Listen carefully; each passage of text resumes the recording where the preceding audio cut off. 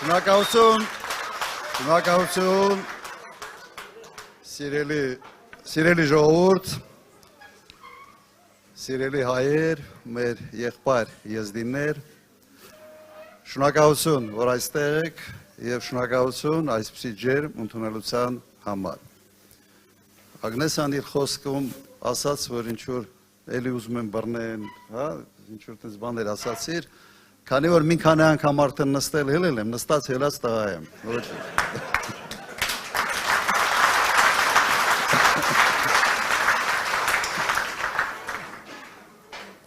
Մի պահ է գալու, որ մի քիչ անհարմար է լինելու մարդկանց համար, հատկապես քաղաքականությամբ զբաղվող, եթե պարզվի, որ գոնե մի քանի օր չեն նստել։ Այդ վիճակին են հասցրել ըստ էության երկիրը։ Բայց միշտ խոսում են ժողովրդավարության մասին։ Եվ եթե նայենք բոլոր գրեթե մասնակից խոշոր ուժերի ցուցակներին, ապա կտեսնեք, քանի հոգի են քրեական գործերի տակ, քանի հոգի են այսօր բանտերում կամ տնային կալանքների տակ։ Մենք հիմա մրցում ենք եկեղեցու հետ, ով ավելի շատ,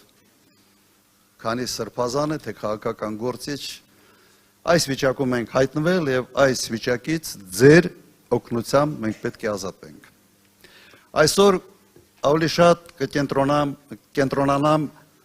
տնտեսական հարցերի վրա, հաշվի առնելով վերջերս այս մի քանի օրվա ընթացքում հատկապես այն հայտարարությունները, որոնք գալիս են նաև Ռուսաստանից։ Ընդհանրապես ինչ տնտեսական մոդել պետք է ունենա փոքր երկիրը։ Միշտ պետք է ձգտի մեծ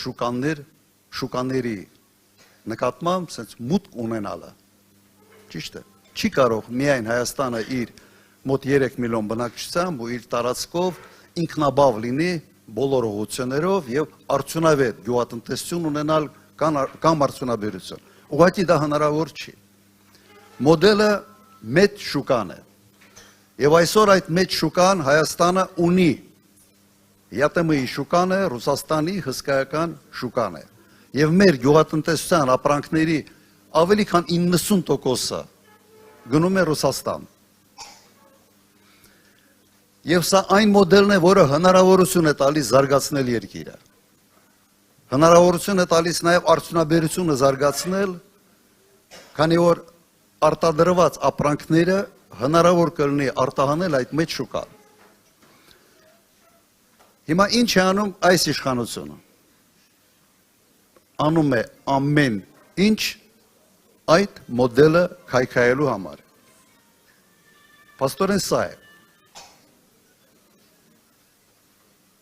Մեր արտաքին քաղաքականություն, ընդհանրապես երկրների արտաքին քաղաքականություն ինչի համար է։ Երկիրը ընդունում է անվտանգային հայեցակարգ եւ երկիրը ընդունում է իր տնտեսական արտաքին քաղաքականության ուղղություններ։ Արտաքին քաղաքականությունը ուղղակի նրա համար է, որ արտաքին աշխարհի հետ շփվելու ժամանակ ապահովեն անվտանգային հարցերը եւ տնտեսական հարցերը։ Եվ չի կարող մի երկիր վարել մեկ տնտեսական քաղաքականություն, բայց իր արտաքին քաղաքականությունը լինի ուղղված լրիվ այլ ուղղությամբ։ Որտեղ արտաքին քաղաքականությունը պետք է սպասարկի երկրի տնտեսական շահերը, ժողովուրդ ջան, ձեր տնտեսական շահերը, ձեր բարեկեցությունը։ Հիմա ինչ է անում իշխանությունը, տանում է լրիվ հակառակ ուղղությամբ։ Վերջերս այն սահմանափակումները, որը հնչեցնում են, Ռուսաստանի պաշտոնյաները ուղղակի հարված է լինելու բոլորի համար, երկրի համար։ Եվ մենք ամիսներ զգուշացնում ենք, ասում ենք խելքներդ հավաքեք, լեզվի մի տվեք, մեծ երկրների, որտեղ դու ունես շուկաներ, մեծ երկրների մեջ հակասության մեջ մի մտեք։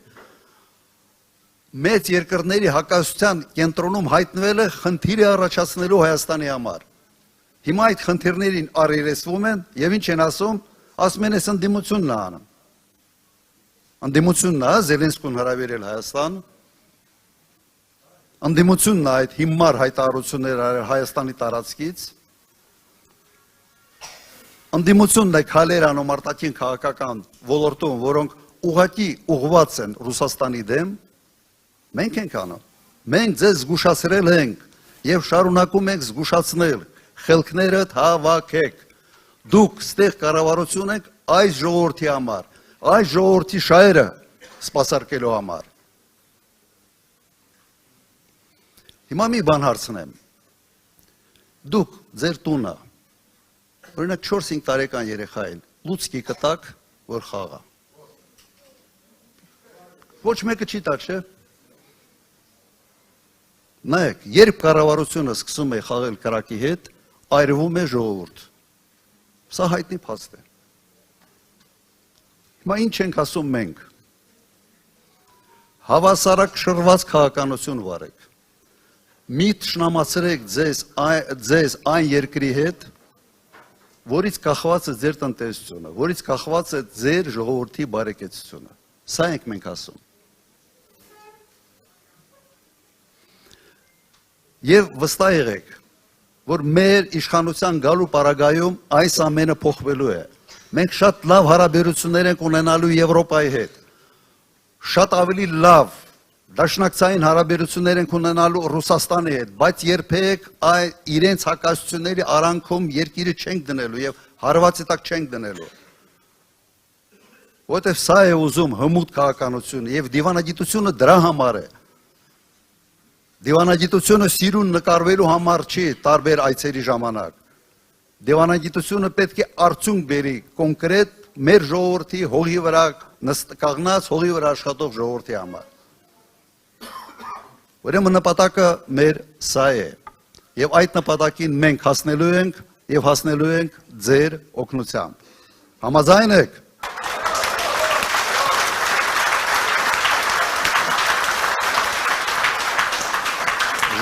Ժորժ ջան, մենք ասում ենք հետևյալը. երկիրը փորձադաշտ մի սարքեք։ Երկիրը տրենաժոր չի, որ վրեն երկրի վրա սովորես, ընկնելով, հելնելով, ընկնելով, հելնելով։ Եվ կառավարության յուրահատկությունը հետևյալի մեջ է։ Կառավարությունը, եթե անում է սխալներ, ամենից շատը կարող է հրաժարական տա, բայց այդ սխալների այն թութուն ժողովուրդն է խմում։ Այդ սխալների հետևանքները միշտ ժողովուրդն է պատասխան տալիս հետևանքների համար։ Հիմա այս իշխանությունը իրար վրա անընդհատ սխալներ է գործում, անընդհատ խնդիրներ է ստեղծում, պատերազմ է հրահրում, զոհեր է բերում, մահաբեր կառավարություն է։ Բայց այս կառավարությունը նաև 21 թվականի ժողովուրդը ընտրեց։ Հիմա մենք մեր սխալի վրա սովորեցինք, թե չսովորեցինք։ Հույսով եմ, որ սովորել ենք մեր սխալի վրա։ Սա պատոհաս է, փորձանք է Հայաստանի Հանրապետության համար։ Աչ ու ձախ սենց փեդը վերցրած, մահակը վերցրած, անունը դրած իրավապահ մարմիններ, ժողովրդի հետևից ընկած,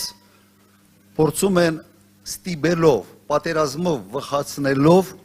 վերարտադրվել։ Եվ հետաքրքիրը ինչն է, որ 3 պատերազմ բերած անձը ինձ ասում է պատերազմ բերող գործիչ։ Սա երեսպաշտության գագաթնակետն է։ Մենք ոչ թե միայն խաղաղություն ենք բերելու, մենք բերելու ենք կայուն խաղաղություն, արժանապատիվ խաղաղություն եւ հարատևելի խաղաղություն։ Ոչ մեկը չի համարձակվի։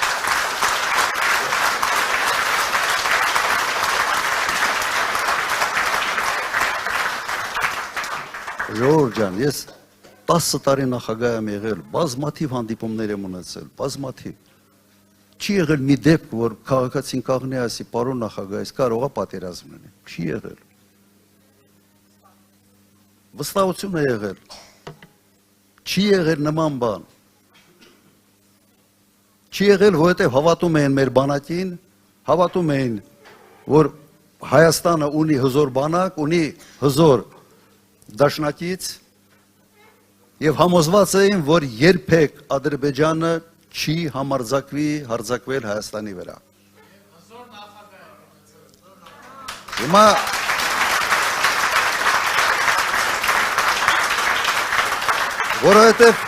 որովհետև մեր անվտանգության մոդելը հետևյալն էր. մարտունակ ժամանակակից բանակ, ուժեղ առաջնորդ, հզոր դաշնակից։ Եվ այդ մոդելը աշխատել է 10 տարի անխափան։ Հիմա մենք այդ մոդելը վերականգնելու ենք։ Վերականգնելու ենք ձեր անվտանգությունը ապահովելու համար, վստահ եղեք, այստեղ ես որևէ կասկած չունեմ։ Արել ենք կոնկրետ ես 2 անգամ, 1 անգամ Ղարաբաղում, 1 անգամ Հայաստանում, անելու եմ 3-րդ անգամ, ձեր օգնությամբ։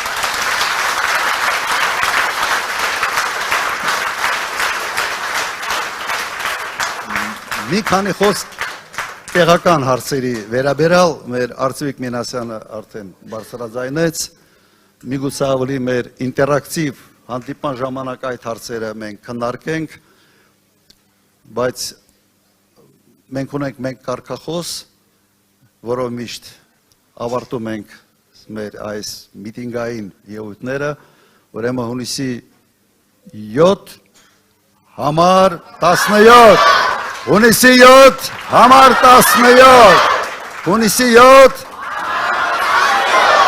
ով քվեարկում է Փաշաևի համար, քվեարկում է Ալիևի համար։ Ով քվեարկում է Փաշաևի համար, քվեարկում է Ալիևի համար։ Շնորհակալություն։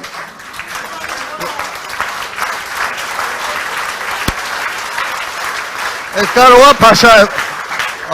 ազգանունը մի քիչ սխալ ասացի, բայց ոնց որ տեղին եղավ, ու այդ թռավ լեզվիցս։